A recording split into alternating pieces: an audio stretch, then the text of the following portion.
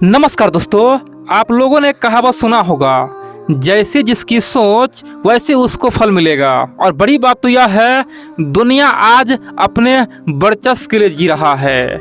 लेकिन हाल ही में आपने देखा होगा, नेपाल में नेपाली जनताओं ने मोर्चा खोला हुआ है। नेपाल के लोगों का कहना है, भाई हमें फिर से हिंदू राष्ट्र बना दो, हमें फिर से राजा शासन ला दो। भैया हमें नहीं चाहिए ये लोकतंत्र।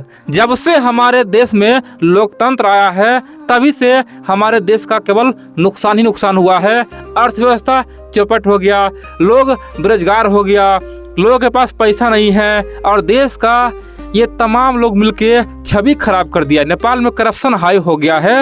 एक काम करो, यहाँ पे राजा लाओ देश बचाओ ये नारा लगाया जा रहा है और दुनिया के तमाम कोने कोने में एक मैसेज चला गया, भैया अब दुनिया का एकमात्र देश नेपाल फिर से पुनः वहाँ पे हिंदू राष्ट्र बनने वाले हैं। आप बोलेंगे तो इससे दुख कौन है? दोस्तों, इस मुद्दे पे चीन में हड़कंप मचा हुआ है। चीनी लोग पूरी तरह से परेशान हैं। चीनी थिंक टैंक में हमेशा मीटिंग हो रहा है, सोच रहा है कि इससे चाइना को कितना असर होगा।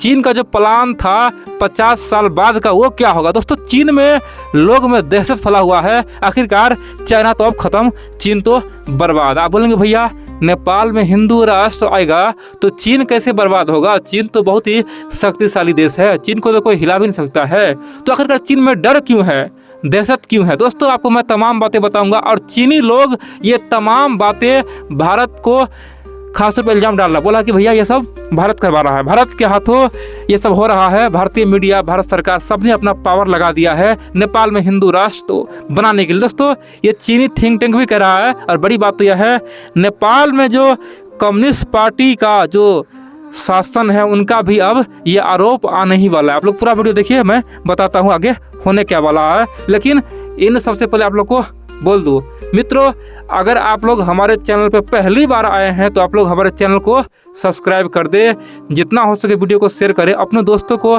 सच्चाई बताएं। दोस्तों, ये वीडियो केवल सच्चाई के तौर पर देखिए, किसी को बुरा लगे या अच्छा लगे तो अपना राय दे। ये केवल सच्चाई वीडियो है, किसी को हम खासतौर पे दुख पहुंचाने के लिए वीडियो नहीं बना रहे हैं। देखिए, अगर नेपाल हिंदू राष्ट्र बनता है तो सबसे पहले क्या होगा?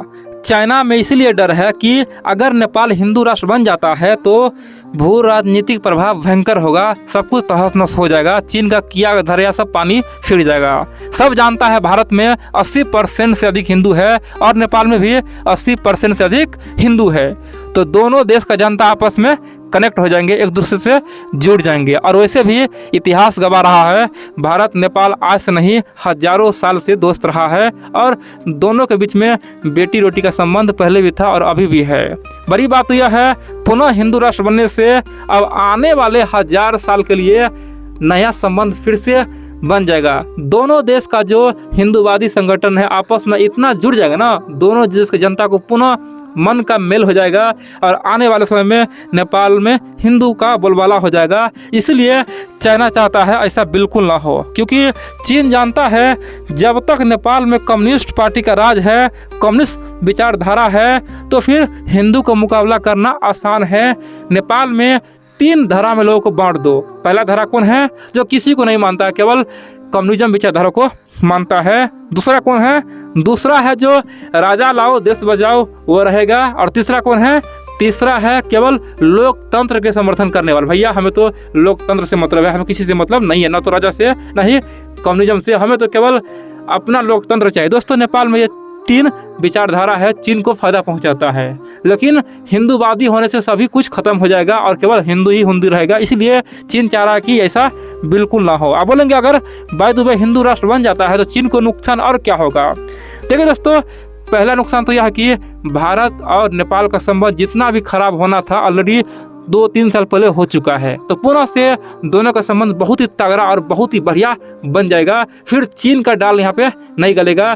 चीन का जो सपना है कि पूरे नेपाल में BRI यानी कि चीन जो लोन बांट रहा है, सड़क बना रहा है, खासतौर पे बहुत सारे देश को लोन देके अपने कब्जे में करने का प्रयास किया जमीन हड़पा। चीन चाह रहा है कि नेपाल में भी यही नीति लाए, इसीलिए चीन का सपना चकनाचूर हो सकता है। दूसरी बात है, जिस प्रकार से पाकिस्तान के लोगों आज चीन के खिलाफ है, खासतौर पे बलूचिस्तान में चीन को भगाने की बात कर रहा है। बोला है कि भाई ये BRI को भगाओ, क्योंकि जिस प्रकार से श्रीलंका को पूरी तरह से बर्बाद कर दिया, हवन टोटा हड़प लिया, जिस प्रकार से मालदीव को बर्बाद किया, जिस प्रकार से छोटे मोटे देश को चीन कर देता है, उसे लूटता है, तो वही हाल नेपाल में न हो जाए, नेपाली जनता विद्रोह न कर दे अगर हिंदूवादी देश हो गया तो। इसलिए चीन उसे रोकना चाहता है। दूसरा क्या है दोस्तों, आप जानते हैं चाइना नेपाल में एक एग्रीमेंट हुआ है, क्योंकि जब से तिब्बत पे चीन ने हमला किया, कब्जा किया, तभी से तिब्बत के लोग दुनिया में भाग रहा है अपना जान बचाने के लिए। दुनिया के कोने कोने में तिब्बती बोलता है भैया हमें बचा लो, हमें शरण दो।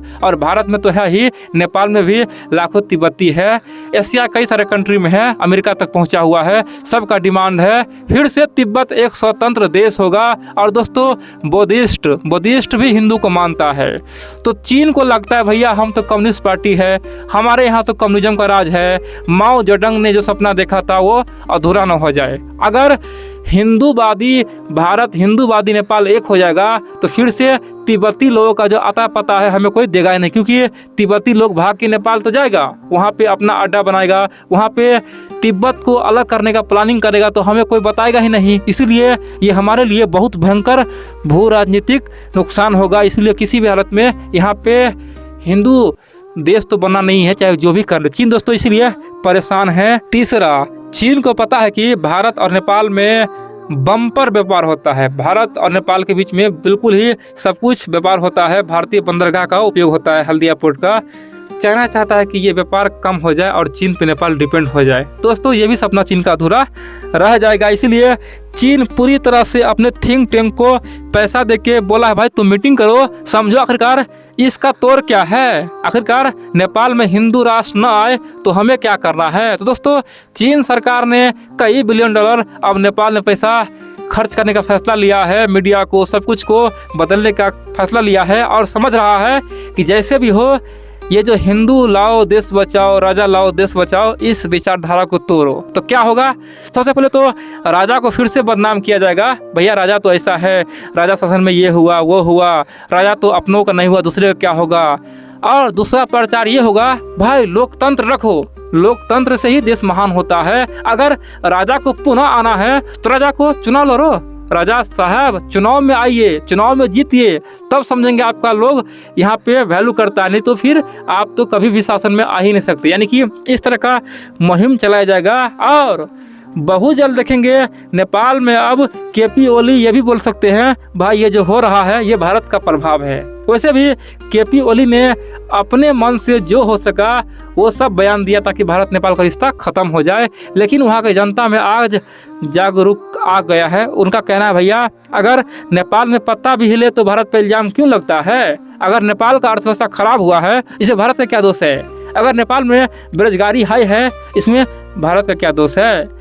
अगर नेपाल सरकार हर कुछ में भारत पे इल्जाम डालेगा तो आने वाले समय में नेपाल को कमज़ोर बना भी देगा और भारत के नाम पे सब अपना पर्ची फाड़ देगा। फिर क्या होगा, देश का क्या होगा, देश को कौन बचाएगा। दोस्तों नेपाली यूथ में ये जागरूकता आ गई है। नेपाली जो पत्रकार है, ईमानदार पत्रकार, मोर्चा खोला हुआ है कि हर चीज़ में भारत पे बोले मत करो। आपके घर में अगर एक बर्तन गिरती है तो पड़ोसी ने गिरा दिया, ये कहाँ का न्याय है। इसलिए दोस्तों नेपाली लोग अब पूरी तरह से सतर्क हो चुका है।